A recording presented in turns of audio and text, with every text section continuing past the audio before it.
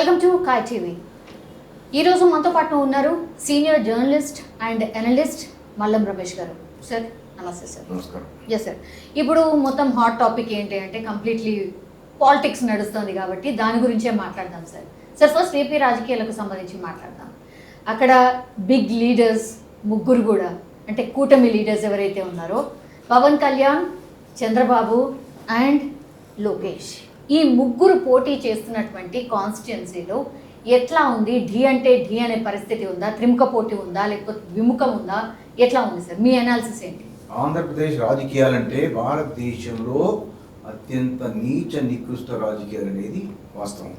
ఎందుకంటే అంతకుముందు రాజకీయాలలో సంఘర్షణలు, దాడులు, దౌర్జన్యాలు వగైరా అన్నీ ఉన్నప్పటికీ కూడా గత 5 సంవత్సరాలుగా మాత్రం ఒక హింస, ఒక అనైతికత, ఒక చట్ట వ్యతిరేకత, ఒక స్మగ్లింగ్ అనుబంధ విధానము, దాడులు, దౌర్జన్యాలు వగైరా అన్ని రకాలుగా. ఒకప్పుడు బీహార్ అంటే భయపడేవాళ్ళు ఒకప్పుడు. ఇప్పుడు బీహార్ని మర్చిపోయి, బీహార్ని మించిపోయి, ఈవెన్ కాశ్మీర్ను కూడా మించిపోయి ఆంధ్ర రాష్ట్ర రాజకీయాలు కానీ ఆంధ్ర రాష్ట్ర పరిస్థితి కానీ దారుణమైంది. ఈ నేపథ్యంలో ఎన్నికలు సమీపిస్తున్న క్రమంలో పోటీ ఎలా ఉంటుంది అనేది ఒక ప్రధాన అంశం. ఎందుకంటే జగన్మోహన్ రెడ్డి వన్ సైడ్ ఉంటే ఇటువైపు బీజేపీ, తెలుగుదేశం, అదేవిధంగా జనసేన, ఈ యొక్క పార్టీలు ఉన్నాయి. ఈ పార్టీల క్రమంలో బీజేపీ దగ్గరికి వచ్చినప్పటికీ బీజేపీలో డిఎన్ఏ క్యాండిడేట్లు అక్కడ పెద్దగా లేరనేది వాస్తవం అయినప్పటికీ కూడా వాళ్ళు కూటమిలో ఉన్నారు కాబట్టి అంతవరకు ఒక పార్టీ పరంగా. ఇక మిగిలిన తెలుగుదేశం విషయానికి వచ్చినట్టయితే, జనసేన విషయానికి వచ్చినట్టయితే చంద్రబాబు నాయుడు గారు, లోకేష్ అండ్ పవన్ కళ్యాణ్ గారు, ఈ ముగ్గురు గట్టి క్యాండిడేట్ అక్కడ. కాబట్టి వారి పరిస్థితి ఎలా ఉంటుంది అనేది జనంలో నిజంగా ఆసక్తిగా ఉంటుంది. డిఎన్ఏటువంటి పరిస్థితి అక్కడ లేదు. ఫస్ట్ అసలు వైఎస్ఆర్సీపీ అనేది అధికారంలోకి రావడం అనేది అసంభవం ఈసారి. ఎందుకంటే స్వయంకృతాపరాధం. జనమంతా జగనన్న జననేత జగనన్న అనుకుంటూ జనం వెంబడబడి అభిమానంతో గెలిపించుకుంటే ఈరోజు ఆ అనైతికత వల్ల, హింసా విధానం వల్ల, అవినీతి వల్ల, దోపిడీ వల్ల, చెప్పలేని అనేక అంశాల వల్ల ప్రజల్లో తీవ్ర వ్యతిరేకత వచ్చి ఓటమికి అంచులో ఉంది. వాస్తవానికి తేలికగా గెలిచేటువంటి జగన్ పార్టీ ఏదైతే ఉందో ఈరోజు ఎంత కష్టపడినా గెలిచే పరిస్థితి లేదు. వారు ఆధారపడింది ఏంటంటే రిగ్గింగు, రౌడీయిజం, ఆ తర్వాత డబ్బు పంపిణీ, దొంగ ఓట్లు, అధికార దుర్వినియోగం. ఇవన్నీ జరగబోతున్నాయా? ఎస్, గ్యారెంటీ జరుగుతుంది. డౌటే లేదు. ఇప్పుడు జరుగుతున్నాయి. కొన్ని కనిపిస్తే కొన్ని కనిపించాయి. ఉన్నతాధికారులు సైతం, చీఫ్ సెక్రటరీ జవహర్ రెడ్డి గారి ప్రస్తావన వచ్చింది కదా, ఉన్నతాధికారులు సైతం అధికార పార్టీకి అండగా అనుకూలంగా ఉన్నారు. ఈ క్రమంలో ఏంటంటే ప్రజల మనసంతా జగన్కు వ్యతిరేకంగా ఉంది. కానీ వాళ్ళు ఏంటంటే ఈ విధానాలకు కొన్ని ఓటు బ్యాంక్ ఎంతో కొంత వాళ్ళకు ఉండొచ్చు. ఏది పథకాల వల్ల కావచ్చు, లేదా కొంచెం మతపరమైన అంటే క్రిస్టియానిటీ అనుబంధ ఓట్లు కొన్ని కావచ్చు, లేదా ఆ పార్టీకి కొన్ని సాంప్రదాయ ఓటర్లు ఉంటాయి, మతంతో సంబంధం లేకుండా ఆ పార్టీ అన్ని మతాలు ఉంటారు కదా, వాళ్ళ ఓట్లు కావచ్చు. ఇలాంటి ఓట్లు కొన్ని ఉండొచ్చు. కానీ అవేవి గెలుపుకు దగ్గరలో లేవు. గెలుపు అనేది వైఎస్ఆర్సీపీ అధికారులు ఆటం కల్లా. కాబట్టి ఈ రౌడీజం, రిగ్గింగ్, దొంగ ఓట్లు వీటి ధరిమిలా గెలవడానికి సిద్ధపడుతుంది. ఈ నేపథ్యంలో అధికార పార్టీకి సంబంధించి జనరల్లీ సార్ మామూలుగానే వ్యతిరేకత ఉంటుంది. మీరు చెప్పినంత ఉందా అనేది ఒక బిగ్ క్వశ్చన్ సార్. ఇప్పుడు 151 సీట్లు గెలిచినటువంటి పార్టీ వైసీపీ, దాంట్లో మీరు చెప్తున్న దాని ప్రకారం చూస్తే అసలు ఘోరంగా ఊడిపోబోతోంది అని అంటున్నారు. మీ అనాలిసిస్ ఏంటి సార్? ఎన్ని సీట్ల దగ్గర ఆగొచ్చు వైసీపీ? నేను చాలా తక్కువ చెప్పాను. వాస్తవం, నేను చాలా తక్కువ చెప్పాను. ఇక్కడ విషయం ఏంటంటే ముందు ఆ ముగ్గురు విషయం చెప్పుకున్నాం. ఓకే, ఇప్పుడు పవన్ కళ్యాణ్ గారు, చంద్రబాబు నాయుడు గారు, లోకేష్, ఈ ముగ్గురు టార్గెట్. అందరూ టార్గెట్ కావచ్చు, ఈ ముగ్గురు ప్రధానంగా టార్గెట్ పెట్టుకుంటారు. వీళ్ళు అంత పవన్ కళ్యాణ్ గెలిపించడానికి అంతమంది నటులు, అంతమంది అక్కడ దృష్టి పెట్టారు, అంతమంది వస్తారా, ఒక పార్టీ మీద ఎంతమందా అనేది ఒక ప్రచారం ఉంది. కానీ అసలు పవన్ కళ్యాణ్ని ఓడించడానికి ఎన్ని వందల కోట్లు ఖర్చు పెట్టడానికి సిద్ధపడి ఎంతమందిని కొనేస్తున్నారో అనేది ఒక బహిరంగ రహస్యం. అంతమందిని కొనేసి అడుగు తీసి అడిగేస్తే అందరినీ కొని రౌడీజం, రిగ్గింగ్ ఎన్ని ప్రయోగాలు చేయాలి అన్ని ప్రయోగాలు చేస్తున్న క్రమంలో నీతిబద్ధంగా, నైతికబద్ధంగా ఒక మద్దతుగా రావటం అభ్యంతరకరం. ఎంతమంది వచ్చినా సరే నైతికబద్ధంగా వచ్చారు. అటు దొంగతనంగా దొంగ ఓట్ల పద్ధతులు కాదు. కాబట్టి అంటే పవన్ కళ్యాణ్ బలమైనోడు కాబట్టి 100 కోట్లు ఖర్చు పెడుతున్నారు. వీళ్ళందరూ అభిమానం వచ్చారు కాబట్టి గెలుపనే పవన్ కళ్యాణ్ అని ఎప్పుడో డిసైడ్ అయిపోయింది. పోయినసారి ఓడిపోవటం జరిగింది. ఎప్పుడు ఒక భీమవరము గాజువాకలు పోటీ చేశారు. ఎస్, ఎందుకు ఓడిపోయారంటే అప్పుడు తెలుగుదేశం ఓట్లు వేరు, జనసేన ఓట్లు వేరు. అట్ ది సేమ్ టైము వైఎస్ఆర్సీపీకి అనుకూల వాతావరణం కాబట్టి ఈ 3 పార్టీలు వేరు వేరు. దెన్ బీజేపీ ఆల్సో డిఫరెంట్, వేరు వేరు. కాబట్టి అప్పుడు పవన్ కళ్యాణ్ ఓటర్లో ఓడిపోయాడు. అది కూడా వీళ్ళు ఇంటెన్స్ అందరూ ఓడిస్తారు కదా. ఇప్పుడు అలా లేదు, ప్రభుత్వ వ్యతిరేక ఓట్లతో పాటు ఈ పొత్తు కూడా ఉంది. కాబట్టి పవన్ కళ్యాణ్ మాటలు కానీ ఆయన బాట కానీ నచ్చింది కాబట్టి ఆయనకు అనుకూలంగా డెఫినెట్గా గెలుస్తాడు. మెజార్టీ ఎంత అనేది మాత్రమే ముఖ్యం. మెజార్టీ చాలా లక్ష అంటారు, కొంతమంది ఓడిపోతారు అంటారు. వీళ్ళు ఎంత ఓడిపోవడానికి జరగదు కానీ ఆల్రెడీ బెట్టింగ్ కూడా స్టార్ట్ అయిపోయింది సార్ దాని మీద. ఎంత అంచనాలని కరెక్ట్గా ఓట్ల మాదిరిగా జరిగితే ఈ 52 lakh మెజార్టీ అవకాశం ఉంది. 50 ఓట్లాగా జరిగితే, పద్ధతిగా జరిగితే, దొంగ ఓట్లు, రౌడీయం, రిగ్గింగ్ వగైరా ఇవన్నీ జరుగుతాయి కాబట్టి అక్కడ చిన్న మార్పు జరగవచ్చు. కానీ ఓడించడం మాత్రం అసంభవం. ఇక చంద్రబాబు నాయుడు గారి దగ్గర వచ్చరికి వాళ్ళు ఏంటి, మున్సిపల్ ఎలక్షన్స్లో మేము కుప్పంని స్వాధీనం చేసుకున్నాము వైఎస్ఆర్సీపీ వాళ్ళు. కాబట్టి చంద్రబాబు నాయుడు గారికి బలం లేదు అక్కడ, ఆయన ఓడిపోతాడు. ఇప్పుడు ఆ రోజు కుప్పంలో ఆ స్థానిక సంస్థను స్వాధీనం చేసుకోవడానికి ఎంత ఖర్చు పెట్టారు, ఎంత అధికార దుర్వినియోగం చేశారు అనేది కూడా పరిగణలోకి తీసుకోవాలి. చంద్రబాబు నాయుడు గారిని టార్గెట్ చేసి ఆ రోజు ఇంటెన్షియల్లీ బలప్రయోగాలు, ఇతర ప్రయోగాలన్నీ చేసి ఆ రోజు స్వాధీనం గెలవగలిగాడు స్థానిక సంస్థలు, మున్సిపాలిటీ. కానీ ఈరోజు పరిస్థితి ఏంటంటే సాధారణ ఎన్నికల్లో ప్రజల మనసులో ఏదంటే అదే వస్తుంది. ఉప ఎన్నికలలో కానీ స్థానిక సంస్థల ఎన్నికల్లో మాత్రం అధికార పార్టీకి అనుకూలంగా జరగడానికి అవకాశం ఉంటుంది. అందులో ఇలాంటి పార్టీకి అనుకూలంగా జరుగుతుంది. బికాజ్ అణచివేసి ఓట్లు గుంజే పార్టీ ఇది. ఒకనొక టైంలో కుప్పం నుంచి అంటే భువనేశ్వర్ గారు కూడా మేబీ పోటీ చేయొచ్చు అనే టాక్ కూడా నడిచింది. అంటే తనే అనౌన్స్ చేసింది ఇక్కడ మాట్లాడుతూ కూడా. ఎందుకు ఆ థాట్ వచ్చిందంటారు సార్? టాక్ అనేది ఆమె ఇన్వాల్వ్ కావటం, వెళ్ళటం, కలవటం, ఈయన రాష్ట్రం మొత్తం తిరగాలి అని జైలు వేశారు. ఈ క్రమం ప్రజలంతా సపోర్ట్ చేశారు. చంద్రబాబు నాయుడు గారిని జైలు వేసి జగన్ పార్టీ డౌన్ అయ్యి చంద్రబాబు నాయుడు గారి పార్టీ పెంచడం జరిగింది, వాస్తవం. ఆ క్రమంలో ఆమె నియోజకవర్గం వాళ్ళ నియోజకవర్గం కాబట్టి నేను మీకు అండగా ఉంటానని వెళ్ళినంత మాత్రం పోటీ చేయడం కాదు, అలా వదంతి అయ్యి ఉండొచ్చు. ఆమె పోటీలో లేదు. ఆమె డెఫినెట్గా అది చంద్రబాబు నాయుడు గారి సీటే, తిరిగి బలం పుంజుకున్న సీట్. ఇప్పుడు బలం పుంజుకుందంటే బలం తగ్గలే, స్థానిక సంస్థలో అలా జరిగిందంతే. కాబట్టి ఆయన మెజార్టీ ఒక సుమారు ఒక 50. ఇంకోటి ఇక్కడ ఒక మాట చెప్తున్నాను, ఎక్కడైనా సరే ఎలక్షన్ లాగా జరిగితే ఈ మెజార్టీ వాడు ఈ దొంగ ఓట్లు, రౌడీ, డబ్బు పంపిణీ వగేరే ఉంటాయి కదా, అవన్నీ పరిగణలో తీసుకుని చిన్న మార్పు జరగవచ్చు. చంద్రబాబు నాయుడు కూడా భారీ విజయం దగ్గర ఖాయం. మిగిలింది లోకేష్ పోయినసారి మంగళగిరిలో ఓడిపోయాడు. ఎందుకంటే అప్పుడు వేవ్ ఉంది కదా, జగన్ వేవ్ ఉంది కదా. అప్పుడు జగన్ వేవ్ ఉంది కాబట్టి వీళ్ళు అధికార పార్టీ కాబట్టి వీళ్ళు వ్యతిరేకంగా ఉంటారు. కాబట్టి ఆ క్రమంలో వాళ్ళు గెలిచి నేను ఓడిపోతారని ముందుగా ఊహించడం జరిగింది. ఇప్పుడేంటి, లోకేష్ ఆనాటి మెచ్యూరిటీ వేరు, ఈనాటి మెచ్యూరిటీ వేరు. లోకేష్కి ఆనాడున్న క్లిప్ వేరు, ఈనాడున్న క్లిప్ వేరు. లోకేష్ పట్ల జనానికి ఆనాడున్న ఫీలింగ్ వేరు, ఈనాడున్న ఫీలింగ్ వేరు. పైపెచ్చి ఆనాడు వైఎస్ఆర్సీపీ పట్ల ఉన్న ఫీలింగ్ వేరు, ఈనాడున్న ఫీలింగ్ వేరు. ఇవన్నీ పరిగణలోకి తీసుకుంటే జనసేన పొత్తు కూడా ఉంది కాబట్టి, బీజేపీ కూడా పొత్తు కూడా ఉంది కాబట్టి లోకేష్ కూడా చెప్పుకోదగ్గ మెజార్టీలో గెలుస్తాడు. అంటే భారీ మెజార్టీ అనేది వేరే విషయం, అది చెప్పుకోదగ్గ మెజార్టీ, ఓటర్లు కాదు. ఈ 3 సీట్లు తప్పనిసరిగా గెలిచి ఒక ప్రపంచాన్ని సృష్టించబోతున్నాయి ఆంధ్రప్రదేశ్లో. పిఠాపురం ఇది ఒక్కటి మాత్రం పవన్ కళ్యాణ్ గారు మార్చుకున్నారు కాబట్టి, మార్చుకోవడానికి రీజన్ ఏంటి అనేది ఒక పెద్ద చర్చ నడుస్తుంది సార్.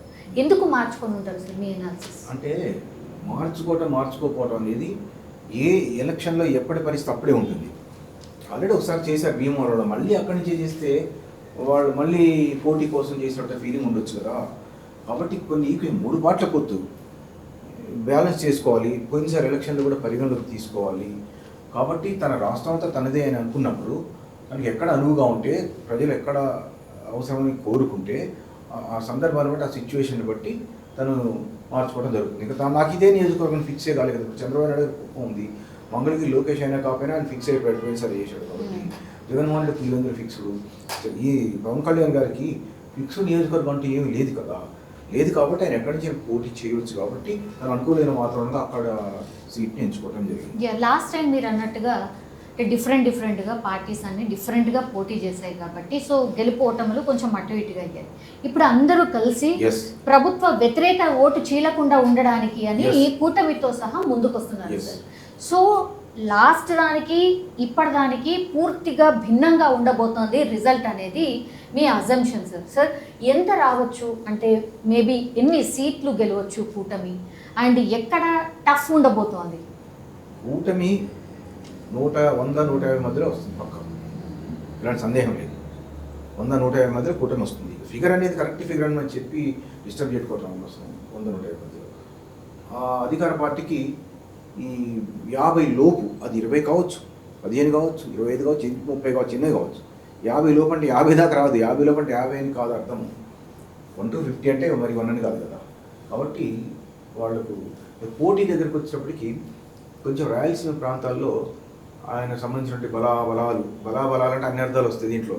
ఏది నైతిక బలం, రాజకీయ పార్టీ బలం కాదు, ఇతర బలాలు, దౌర్జన్యాలు, కడప జిల్లా వగేరా ఉంటాయి కదా. కాబట్టి రాయలసీమ ప్రాంతాల్లో కొంచెం టఫ్ ఉంటుంది, కడప జిల్లాలో కొంచెం టఫ్ ఉంటుంది. బట్ అక్కడ కూడా ఈ పొత్తు పెట్టుకుని 3 పార్టీలకి అనుకూలంగా ఉంటుంది. విశేషం ఏంటంటే కడపలో సైతం కష్టంగానే ఉంది జగన్ పరిస్థితి. ఓడిపోతనే కాదు, గెలుస్తాడు. ఇది బాగా టాక్ నడుస్తుంది సార్. ఎందుకు సార్ ఆయన నియోజకవర్గం, ఆయన పట్టణ ప్రాంతం, అసలు కడప అంటేనే Jagan family or YSR family అనేది ఒకటి ఉండిపోయింది. ఎందుకు ఈ చర్చ నడుస్తుంది? ఒకప్పుడు గౌరవం ఉండేది వారంటే, వైఎస్ గారు ఉన్నప్పుడు గౌరవం కాస్త భయంగా మారింది. భయంగా మారిన తర్వాత బలం తగ్గుతుంది. భయపడుతూ బయటికి చెప్పలేక ఇక తప్పనిసరి గొడవ ఎందుకని ఓట్లు వేస్తారు, లేకపోతే ఎవరు ధైర్యంగా ముందుకు రారు కాబట్టి ఓట్లు కొన్ని కొనసాగుతాయి. కానీ మనస్ఫూర్తిగా అభిమానంతో వేసేటువంటి ఓట్లు ఉంటాయి కదా, ఆ పరిస్థితి మారింది. పైగా ఆయన చెల్లెలు షర్మిల చాలా ధైర్యంగా ఉన్నట్టుగా మాట్లాడుతూ జనంలో చొచ్చుకుపోయి మిగతా నాయకులందరితో పోల్చుకుంటే చాలా జనానికి నచ్చే రీతిలో మాట్లాడుతుంది, ఉన్న విషయం మాట్లాడుతుంది. కాబట్టి ఆమె ప్రభావం కూడా కొంత ఉంటుంది. ఎందుకంటే వైఎస్ వివేకానంద రెడ్డి గారిని దారుణంగా హత్య చేసి మళ్ళీ దాన్ని ఆ రోజు నాటకం ఆడి చంద్రబాబు నాయుడు గారి మీద నెట్టి, ఆ తర్వాత లబ్ధి పొంది అసలు విషయం బయటపడిన తర్వాత దాన్ని కవర్ చేసుకోవడానికి ఏదో నాటకాలు ఆడుతుంటే అది ఏం అర్థమవుతున్నాయి కదా. వివేకానంద రెడ్డి గారి కూతురు డాక్టర్ సునీత పాపం ఎంత తండ్రి కోసం, తండ్రిని చంపిన వాళ్ళు శిక్షించాలని 5 సంవత్సరాల నుంచి పోరాడుతుంటే ప్రతి ఒక్కళ్ళు గమనించి చూసి విని జనంలో కూడా ఒక రకమైన మార్పు, ఒక రకమైన వ్యతిరేక భావం ఏర్పడింది. ఆ ప్రభావం అనేది ఆ కడప జిల్లాలో కానీ పులివెందులో కూడా పడుతుంది. ఇది ప్రధాన కారణం. షర్మిల ప్రభావం కూడా పడుతుంది. ఉంటుందా? ఎన్ని సీట్లు గెలవచ్చు సార్? ఇది కూడా బాగా చర్చ నడుస్తుంది. షర్మిల గారు ఎంట్రీ ఇచ్చిన తర్వాత కొంత ఈక్వేషన్స్ మారాయి, వాతావరణం మారింది. ఆమె ప్రచారం జోరు చూసి కూడా చాలామంది ఈ మాట చెప్తున్నారు. ఎన్ని సీట్లు గెలవచ్చు కాంగ్రెస్ పార్టీ? కాంగ్రెస్ పార్టీ ఒక రకంగా లేనట్టే కదా అక్కడ, అసలు లేదు. ఎందుకంటే ఫస్ట్ కాంగ్రెస్ బలం ఉంది అక్కడ, మొత్తం అక్కడ కాంగ్రెసే కదా సార్ కంప్లీట్లీ. అవును. ఈ రాష్ట్రం విడిపోయిన తర్వాత ఆటోమేటిక్గా ఉన్న బలంతో పోయింది. ఉన్న బలంతో పోయిన తర్వాత మళ్ళీ కేసీఆర్ జగన్ చెట్టా పట్టాలి. ఇదేంటి రాష్ట్రం విడగొట్టడానికి కేసీఆర్ కూడా కారణమైనట్టు, మరి ఆయనతో ఏం చెట్ట పట్టాలి ఏంటి అనేది మనసులో ఉంటుంది, జనం మనసులో. సరే ఆంధ్ర ప్రజలు కూడా, హైదరాబాద్ స్థిరపడ్డ వాళ్ళు కానీ ఆంధ్ర ప్రజలు కూడా ఈసారి వివాదం వద్దులేని కలిసిపోయారు. ఇక్కడ కూడా అంతవరకు బాగానే ఉంది. కానీ వైఎస్ జగన్ చేష్టల వల్ల, ఆయన ప్రభుత్వ విధానాల వల్ల బలం లేని కాంగ్రెస్ వైపు కూడా జనం మొగ్గు చూపే పరిస్థితి వచ్చింది. అందుకు షర్మిల కూడా ప్రధాన కారణమైంది. సీట్లు అనేది బాగా రాకపోవచ్చు కానీ ఓట్ల శాతం గతం కంటే పెరుగుతుంది. సీట్లు మాత్రం 10 లోపు వచ్చే అవకాశం కాంగ్రెస్కి అక్కడ ఉంటుంది. మళ్ళీ చెప్తాను, 10 లోపు అంటే అది 1, 2, 3, 4 నుంచి ఎక్కేసుకోవాలి ఎప్పుడైనా సరే. కరెక్ట్గా 6, 4, 3 అనేది వేరే విషయం. అంటే ఇంకోటి ఎంపీ ఎలక్షన్స్లో షర్మిల గెలవడానికి గెలుపు చేరువలవుతుంది. ఇక మళ్ళీ వాళ్ళ సహజంగా రౌడీ రిగ్గింగ్, దాడులు, దౌర్జన్యాలు, డబ్బులు పంపిణీ, దొంగ ఓట్లు ఇట్లాంటివి ఉంటే అది వేరే. కానీ షర్మిలకే అనుకూల పరిస్థితి. యా, ఇప్పుడు అసెంబ్లీ అండ్ లోక్సభ రెండు ఒకటేసారి జరుగుతున్నాయి సార్ ఏపీలో. సో ఇప్పటి వరకు మీరు చెప్పిన విశ్లేషణ అంతా కూడా కంప్లీట్లీ అసెంబ్లీకి సంబంధించిన ఎన్నికలు. సో ఎంపీ ఎలక్షన్స్లో ఎట్లా ఉండబోతోంది? ఎందుకంటే అక్కడ మోడీ రాబోతున్నారని జోరుగా ప్రచారం నడుస్తోంది కాబట్టి ఎవరు వచ్చినా అవన్నీ కూడా మోడీ ఖాతాలోనే పడబోతున్నాయి. కానీ ఇక్కడ ఉన్నటువంటి పార్టీస్ ఎట్లాంటి సీరియస్నెస్ చూపిస్తున్నాయి అండ్ ఎంత టార్గెట్గా ముందుకు వెళ్తున్నాయి? చంద్రబాబు గారు అయితే చెప్తున్నారు 24, 25కి 24 మేమే గెలుస్తాము అనేసి. సో మీ అంచనా ప్రకారం ఎంత రావచ్చు? ఇక్కడ అసలు ఆంధ్రప్రదేశ్ పరిస్థితే ఒక విచిత్రం, ముఖ్యంగా ఎంపీ ఎలక్షన్స్ విషయంలో. లోకల్ స్టేట్ విషయంలోకి వచ్చేసరికి చంద్రబాబు నాయుడు సీఎం, పవన్ కళ్యాణ్ ఫాలోయింగ్, అది క్లియర్ పిక్చర్ కనిపిస్తుంది. అక్కడ ఏ పార్టీ గెలిచినా, ఈవెన్ వైఎస్ఆర్సీపీ గెలిచినా అది మోడీ ఖాతాలో పడుతుంది. తర్వాత చంద్రబాబు నాయుడు తెలుగుదేశం, జనసేన పొత్తు ఉన్నది మోడీ ఇది ఎంపీ ఎలక్షన్స్ MP అవి కూడా elections, మోడీ గారి ఖాతాలో పడతాయి. అది పక్కా కాబట్టి ఎవరు గెలిచినా ఒకటే. కాబట్టి ఇక్కడ విషయం ఏంటంటే స్థానికంగా ఎవరు గెలిచినా మోడీ ఖాతాలు ఉన్నప్పటికీ మోడీ ప్రభావం అనేది కొంచెమే ఉంటుంది ఇక్కడ ఏపీలో. ఎందుకంటే ఈ స్థానికంగా ఏర్పడేటువంటి కక్షలు ఫీలింగ్స్ అన్నీ కూడా ఎక్కువ బలంగా ఉన్నాయి కాబట్టి మోడీని కొంత చూస్తారు. ఈ స్థానికంగా ఎంపీ గెలిచినా కూడా ఈ పార్టీ గెలిచింది అంటారు కదా, జగన్ పార్టీని ఓడించి లేదా ఈ పార్టీ నా పార్టీ ఓడించి అంటారు కాబట్టి ఈ స్థానిక ఎలక్షన్స్ ప్రభావం ఉంది. రెండోది రాష్ట్ర ఎన్నికలు పార్లమెంట్ ఎన్నికలు కలిపి జరుగుతాయి కాబట్టి ఈ దాదాపు ఓటింగ్ ప్యాటర్న్ అంతే ఉంటుంది. కాబట్టి పొత్తు పెట్టుకున్న అంతే ఉంటుంది సార్. జనరల్లీ పబ్లిక్ కొంతమంది అక్కడ ఎట్లాగూ ఆయన కదా వచ్చేది, సో ఏముంది బీజేపీకి వేద్దాము అని చెప్పి బీజేపీకి క్యాండిడేట్కి వేసే అవకాశం ఉండదా ఇక్కడ? అంటే ఎట్లా ఉంటుంది పొత్తు కదా. నేను చెప్పింది ఈ 3 పార్టీల విషయంలో పొత్తు అయినప్పుడు తెలుగుదేశం వాళ్ళు ఎవరికి వేస్తారు? తెలుగుదేశం ఇస్తే మోడీకి పడ్డట్టే, బీజేపీకి ఇస్తే మోడీకి పడ్డట్టే, పవన్ కళ్యాణ్ పార్టీకి ఇస్తే మోడీకి పడ్డట్టే. పొరపాటు జగన్ పార్టీ కొన్ని గెలిచాను అవి కూడా మోడీకి వేసే ఓట్లు వేసిన అయిపోయినా వాళ్ళు అట్లా సపోర్ట్ చేయకపోతే ఈయన కేసులు ఇరుక్కుంటాడు. ఈయన ఎందుకు అంత లొంగి ఉంటున్నాడు? కేసులు ఉన్నాయి, అవినీతి ఉంది కాబట్టి ఎక్కడ ఇరికిస్తారో కవితలా. కానీ అంతకుముందు కవిత మొన్న ఇరికిచ్చాడు. అంతకుముందు నుంచే భయం ఉంది కాబట్టి మొదటి నుంచి. లేకపోతే మణిపూర్ లాంటి చోట క్రైస్తవుల మీద దాడి జరిగిందని దేశం అంతా మోగిపోతుంది. అక్కడ స్థానిక పరిస్థితి ఏంటో మనకు తెలియదు. కానీ అలా మోగిపోయినప్పుడు ఈయన క్రైస్తవుడికి వ్యతిరేకించాల్సింది పోయి క్రైస్తవులకు వ్యతిరేకంగా ఉన్న బీజేపీకి సపోర్ట్ చేశాడు. కాబట్టి ఈయన పరిస్థితి ఏంటి? ఇప్పటికైనా ఈయన కూడా బీజేపీ సపోర్ట్ చేస్తున్నట్టు ఎవరు గెలిచినా బీజేపీ కాదు. కాదు ఈ స్థానిక ఈ పార్టీ విషయానికి వస్తే జగన్ పార్టీకి ఎక్కువ రావు. డెఫినెట్గా 2 అంకెలు 2 పదులు లెక్కేసుకోవచ్చు ఈ కూటమికి. 2 అంటే బీజేపీ కూడా దాంట్లో కలిసి. అట్ ది సేమ్ టైము వాళ్లకు మిగిలిన తక్కువ. మరిన్ని అప్డేట్స్ కోసం మా కాయ్ టీవీని సబ్స్క్రైబ్ చేసుకోండి. మా వీడియో కనుక మీకు నచ్చినట్లయితే లైక్ చేయండి, షేర్ చేయండి. మీ విలువైన అభిప్రాయాలను కామెంట్ బాక్స్లో తెలియజేయండి.